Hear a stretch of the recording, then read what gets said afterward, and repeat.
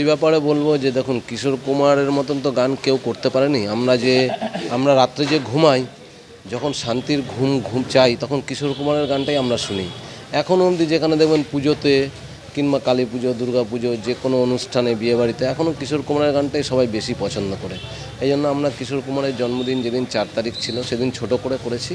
আর আজকে আমরা যেহেতু এটা 30 তারিখের মধ্যেই কিশোর কুমারের অনুষ্ঠান চলছে, তাই বড় করে এই অনুষ্ঠানটা আমরা করলাম। আমরা চাই কিশোর কুমারের অনুষ্ঠান আরও অনেক বড় হোক এবং কিশোর কুমারের অনুষ্ঠান আরও হোক। এটা কত বছরে পদার্পণ করে আপনাদের এই অনুষ্ঠানটা?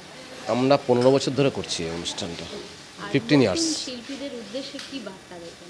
নতুন শিল্পীদের উদ্দেশ্যে বলবো, তোমরা নতুন গান করো, কিন্তু নতুন গানের সাথে সাথে কিশোর কুমারের গানটাও তোমরা চালিয়ে যাও। তাহলে কিশোর কুমার আমাদের মধ্যে জীবন্ত থাকবে, এখনও মরে গিয়েও। নতুন শিল্পীদের উদ্দেশ্যে আমার এটাই বলা। আপনার নাম আর ডেজিগনেশন? আমার নাম দিলীপ দেবনাথ। আপনি এই অর্গানাইজেশনের কি আছেন? আমি এই অর্গানাইজেশনে যুক্ত আছি। এ ব্যাপারে বলার আছে যে আগামী দিনে যারা শিল্পীরা গান গাইছেন তাদের মধ্যে ধৈর্যের অভাব রয়েছে। সেই ধৈর্যটাকে ওভারকাম করে যদি আসে, মানে আমার বক্তব্য হচ্ছে মানে একবারে বড়লোক হব, মানে একবারে গায়ক হব। আগে গানটাকে ভালো করে রেয়াজ কর, তারপরে মঞ্চস্থ করবে সেই গান।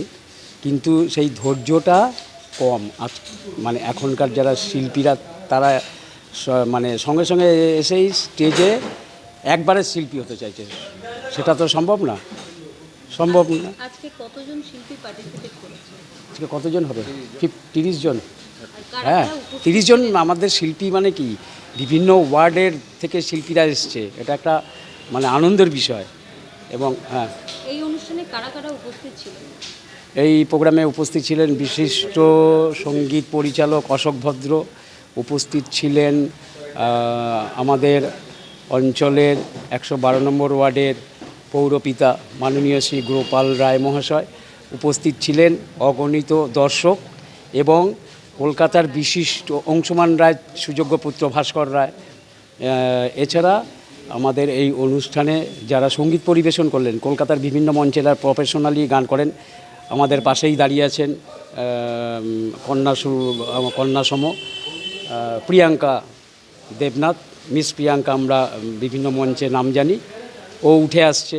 এরকম আরও আগামী দিনের বহু শিল্পী আমাদের এখানে অনুষ্ঠান করেছেন।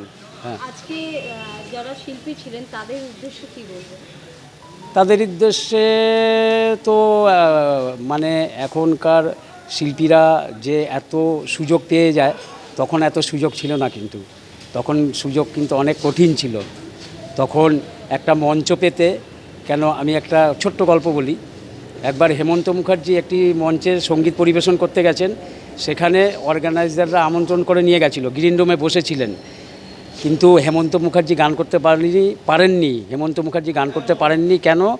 পঙ্কজ মল্লিক এসে গেছিলেন এবং ক্লাবের সদস্যরাকে ও বলছিলেন যে আমাকে তোমরা এখন তুলবে কি? বলছে থামুন তো আপনি, পঙ্কজ মল্লিক এসে গেছে বলে। তখন আমার সাথে আমার যে বন্ধু গেছিলো তাকে নিয়ে অডিয়েন্সে গিয়ে বসলাম, চল গান শুনি তাহলে পঙ্কজদার। 2-4টে গান শুনলে বাড়ি ফিরে চলে আসলাম। হেমন্ত মুখার্জি গান করতে পারেনি, অত বড় শিল্পী আজকের হেমন্ত মুখার্জি।